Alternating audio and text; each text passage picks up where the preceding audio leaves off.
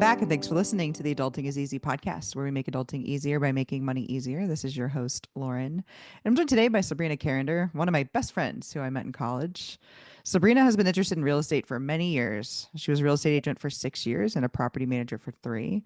Knowing she had both the interest and the skills to build her own portfolio, Sabrina worked hard and saved cash for 3 years to buy her first two rentals in 2022 and 2023. She added her third property in 2025. Sabrina currently lives in Naples, Florida, where she runs her own business called Love Good Lingerie. And she also loves spending time with friends, traveling, gardening, and doing yoga. Thanks for joining me, Sabrina. Absolutely. Happy to be here. Our goal for today is to make adulting easier for listeners by discussing a personal finance topic, since managing money is a big part of adulting. Today, Sabrina, we're going to talk about getting started in real estate. Now, I want to know, did your family, friends, people around you, were they encouraging you to invest in real estate? No, not really. My biggest encouragement was you, actually. Imagine that. Yeah. So how do you get started in doing this stuff? Like, let's say your parents or maybe your significant other at the time, whoever, how do you keep going even if you don't have a ton of support around you for this thing and actually a lot of pessimism? Um, yeah, it's a good question. Honestly, like when I was going through some of my first properties I wanted to purchase, my dad was so negative. He convinced me to back out of one, which would have been now worth double or triple. I think at one point I decided to not go to those people for advice. And I would call you, or I would listen to well, actually, I joined a group on Facebook called Lady Landlords, and like I would like listen to other people's stories and their success stories, and then be like, "Oh, here's a new sheet. I can calculate ROI myself." I honestly, I really just leaned on the more supportive individuals or podcasts or friends that I could speak to, and I started kind of just not asking for permission from those I knew weren't going to support the goal. That's super important. And I wanted to get that out of the way up front because I think anybody that gets into personal finance to any level, at some point, people are going to just try to talk you out of certain things because it's so different and so scary to some people, especially if there's risk averse people out there, right? So if you're not crazy risk averse, if you believe in investing for your future, which is in itself inherently a risky idea, then those risk averse people can talk you out of it. So I wanted to get that out of the way up top. Yeah, it's a good question because not a lot of people are as nutty as us that where we want to do this. And so you got to find your tribe, I guess. Absolutely. So how did you become interested in real estate? I mean, my parents had one rental property and my grandma owned a mobile home park. My other grandma had a couple properties. So I actually grew up with some real estate around me. But if you have this group that's like maybe not that interested in real estate or not that encouraging about it, like how did you get into even becoming the real estate agent and all of that? To be honest with you, I wasn't really interested in real estate, but I was interested in selling big ticket items and making money. I used to sell mattresses for a living. Like that was my first job out of college. I'll never forget, the biggest beds made me the most money, right? The $10,000 Tempur-Pedics. And I was like, what can I sell that's going to make me a fatter commission check? And real estate was that answer. I was 21 when I went into real estate and I got my license. I wasn't even a good agent. Like, honestly, I did it for about a couple years kind of seriously and like doing open houses and all these things. And then I was a little discouraged with some broker relationships that I had, and I kept having to switch brokers. Um, and then like I really dabbled. It wasn't even like I didn't learn a ton in my real estate career, other than it gave me some confidence that I could learn something new. Um, long answer short, I mean, I went, yeah. To address your question, it was I wanted to make money. And, that's really yeah, and then when I got into thinking about investing in real estate, what I wanted was passive income, something that wouldn't be a ton of work, so sales, as you know, really changed the trajectory of my financial future when I got into sales because I wanted to make a lot of money. So I want to double click on that for people. If you go online and you look at a lot of personal finance content, a lot of it is latte factor type stuff. Cut your lattes for $5 a day, and that will get you to financial independence. Cut the cable cord, eat beans, don't go out to eat, do all that, which is all that's fine. Like, don't get me wrong.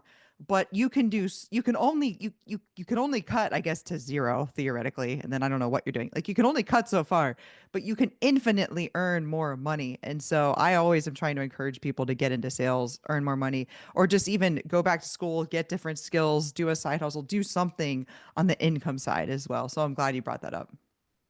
Yeah, even if it's something as small as your side hustle money goes towards your real estate fund. I mean, for me, it was like, I just want to find out how to make more money. And then I just saved a crap ton of it. But there's so many routes to get to where does the money come from to buy your first property. Yeah, in your bio, we heard that you saved money for about 3 years and then bought two properties. How did you save so much? Well, a big help was when I sold my very first single family home. So I purchased a home when I was in my late 20s. And when I sold it, I made something like, I don't know, $60,000 on it. And that was like a chunk of change. I was like, okay, I'm not going to touch this. I'm going to put this aside. And from there, over the next few years, any additional money I had, a big commission check would come in. I just put it directly into my um, savings. And I mean, my first property I bought was $115,000 property. It was nothing fancy, but I knew that it could make income. And I bought it cash. A lot of people don't need to do that. I just got lucky with my single family residence selling for more than I bought it for. How'd you get money then to live in another single family residence if you took the one from your first one and saved that? Yeah, that's a good question. I was always looking for better jobs that pay me more and moving companies. And so there was a moment in time where I realized I'm at my max capacity and making funds for what I was doing at the time, which was like property management. They just don't pay that well. And I got a software sales job. So convinced some company to let me in just like absolutely low level whatever job I could get in that company. And I worked my way up to that company, like to a higher paying salary. So my expenses and things, like I was used to living based on whatever I was making before. And I got a job that paid me more money. So from then, made it a little bit easier to save, and I put some of that money away. What makes you so motivated to make money? Like, what's it for? You know what? I just want freedom. I want time freedom. I really have a goal that by the age of like 43, I will be able to have all my passive income, pay for all of my expenses, and I not necessarily retire because I like doing things. I like working with my company. I like working with my rentals, but have the ability to have flexibility, be able to travel the world. I'm from South America and I have lived in Europe before when I was like studying abroad in college, and I just realize there's so much for me to see and so much to experience. So my motivation is having time freedom and having the ability to travel and do things that I want to do. So you like making money, you want freedom, you have spent a lot of effort increasing your income through your true 9 to 5 type jobs. Why try to make more money on the side at all? Why not just be like, you know what? I'm just gonna ball out or whatever. Like, why have this side hustle of real estate? Honestly, for me, you never get true freedom in a 9 to 5 job. You think you do, even if you have a really flexible position, which I did. It was software sales, and it's not like anybody was watching like when I Yeah. worked, I didn't. But I know that I'm the type of person that is motivated, and I when I do a job, I'm always doing a job well. And that takes away energy, right? If you're working for somebody and you're doing a 9 to 5 job. I started off small, not realizing that my passive income would be one day enough for me to start my own business, whole other business on the side, and actually leave my company. I had no idea. If you would have told me 5 years ago, when I was in that cushy job with unlimited vacation, making good money, Sabrina, in 3 years, you're just going to quit this job and you're not going to care about it anymore. And you're going to have the ability to go do your own thing. I would have never believed you. And I can't explain it. Doing your own thing just feels different. I just like have more confidence that I can pull anything off that I want to pull off. I don't really care about trying to convince anyone to hire me for anything. And then and let's say I had to go back and apply for a regular gig, like, I do think that my journey in the last couple of years would demonstrate, like, that I'm a self-starter and not afraid to take risks. So, yeah, I mean, I don't miss it yet. Um, don't know if I will, but yeah, that's about my answer to that question. So, as I was preparing for this and writing your bio, I realized you have this real estate background in two ways, with the real estate agent and the property management before you became a true real estate investor. Do you think people need to do those things before they can become a real estate investor, or can they jump right to that? Yeah, I don't think that that experience is necessary. I think for somebody like me that was really young, it was invaluable experience and it helped me ramp up faster.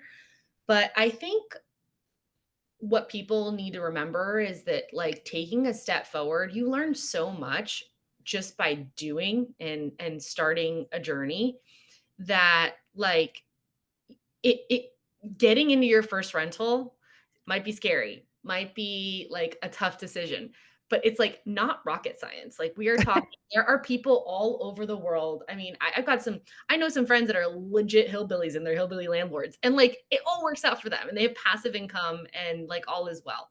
So, yeah, I don't think it should be something that holds you back. I think that there's so many resources now on YouTube with your channel and your guides. Frankly, I leaned upon those guides very heavily, even the fact that I had a real estate background and a property management background, that you really don't need to experience it. You can actually learn a lot from people around you.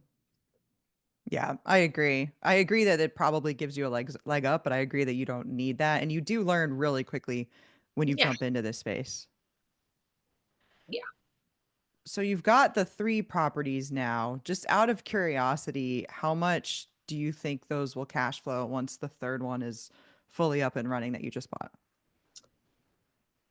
So, Um, to be honest with you, it's hard for me to do the math on the third one because I this is the first one I have a loan, like, and I've got Yeah. payback period and all that.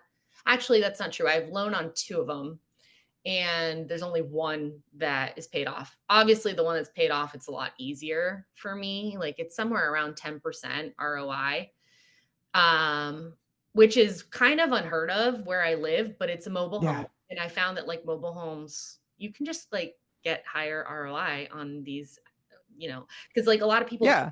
apartment, Yeah. Well, the they'll purchase if the purchase price is lower and you yes. make the same amount as you would in a condo or an apartment in terms of, because you do short-term rentals, in terms of like the short-term rental revenue, then obviously your ROI is going to be higher. Yeah. Yeah, exactly. So, like, I will be honest with you, my first, like, mortgage property, like, it's probably making, like, just $100 a month, if that, but it's paying the bills. And what I'm holding that property on for is the fact that it's appreciated and it's in a great location and I can vacation there. So there's other reasons that I'm holding that property. It's not necessarily a cash flow reason. Right. So a couple of them are in Florida and then one is out of state where you can totally vacation and do a ton of fun stuff, which I can attest to because I have been there with you. Yep. Yeah. Yeah. It's a Super cool town. It's in Traverse City, Michigan, if anybody knows it, but it's a very cool town. It is. Those wineries, I'm all about the wine. Like Yes. that was so cool. That was so fun. Yeah. So who do you think should invest in real estate then? I think anybody and everybody should invest in real estate. Like, you know, I don't forget that phrase, but it's like buy land. Like it's the only asset that's like, you can't get more of. And I just don't know anybody that's bought something that if they're able to hold on to it has been like, "Oh man, I have such a huge regret that I've bought, this property." Now, I think anybody who wants to get into real estate, like, you know, get knowledge about your market and understand what's going on and the places that you want to invest. Don't make stupid decisions where you overpay so much for a property. Also, something I learned and I learned from you was do the ROI calculations, find out what the expenses are on the property, and don't make it an emotional decision. Like if it's not a good investment, do not buy and move forward with the investment. I think you talked me out of buying like two properties, and I'm really grateful for that because in the moment I'm like, darn, I really want to get this property. And I'm I like, know. Well, there's one example that I'm thinking of, and you had negotiated a seller financing deal, which in like real estate investing circles is like so sexy. It's like you got this, like it's not going to hit your DTI. You could keep buying properties conventional because you got this one that's like off the books because it's seller financing. And that didn't make it a good deal just yeah, because it was seller financing. I remember right. that one. Yeah. And it wasn't a good deal. And then you know what? Like the hurricanes hit Florida and HOAs went up like crazy and it was in an HOA. And then like I really it would not been a good deal. Right.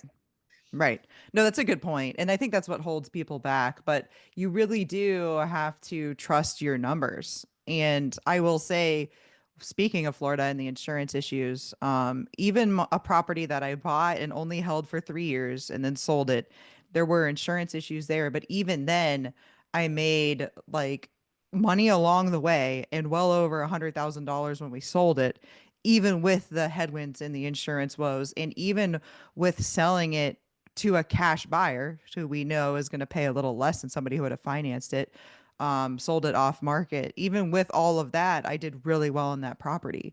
And is it as good as I thought I was going to do? No, but if you've got enough wiggle room in your numbers, you can be a little wrong as long as you're conservative and you can still make good money. And like you said, it's all about that holding time. If you can hold for long enough, the property will make money. Right. Right. Somebody needs to interview you on your show because That's too funny. yeah, Actually, only let's see. This is episode 204. Episode 200 was an interview with me. We didn't get too into anything in detail because my friend Clint interviewed me and he literally started from like way early. And just so people know, Sabrina hasn't heard this because we are recording this before that one has even come out. So, yeah. Awesome. um okay, so future real estate plans. What you planning? Um, I had a like a goal journal from years ago and I always thought, all right, I'm going to buy 5 properties in 3 years. Um, you know, I would love to buy more properties. I think I'm always looking and seeing what's available. And but I'm also getting excited about having passive income and doing some remodel stuff in my own personal home. So I think whatever feels right for people to have goals, they should set those goals. For me, I still would love to have 5 properties in 3 years. And I'm not talking fancy properties. I'm talking one bedrooms. All of my passive income real estate like investment properties are one bedroom. They're all under 600 square feet. Um, they range from 115,000 to my most expensive was 249, and I would just love to add two more to that portfolio. Whether it happens or I decide to build a pool, I don't know.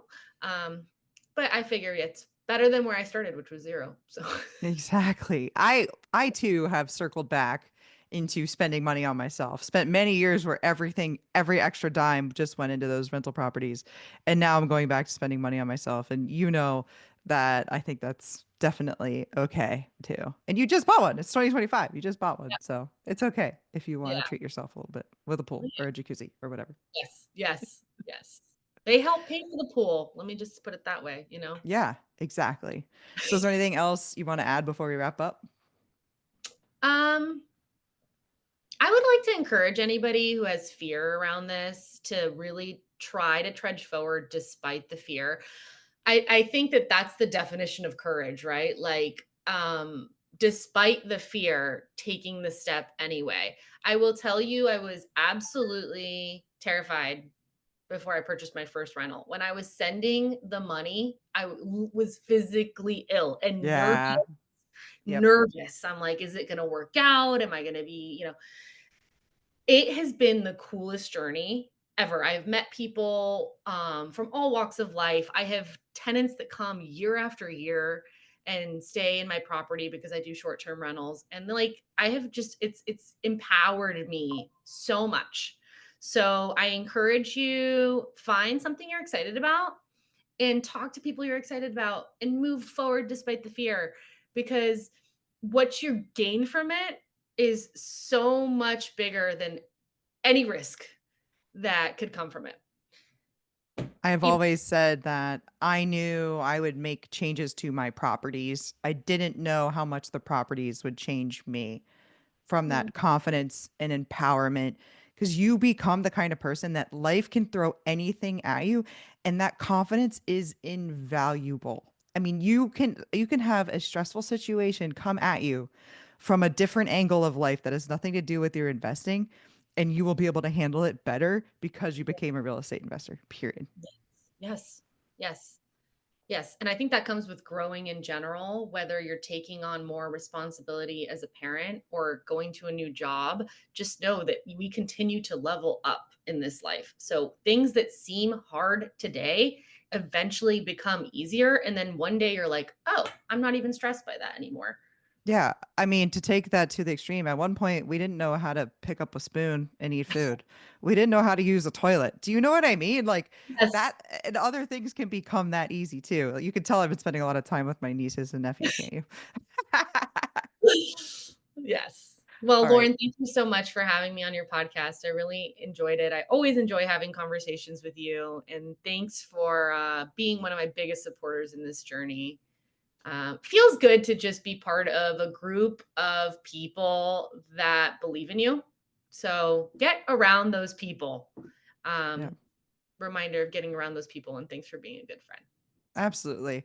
Well, you have unfettered access to me. Not everybody does, but I've created a course. I will put the link in the show notes.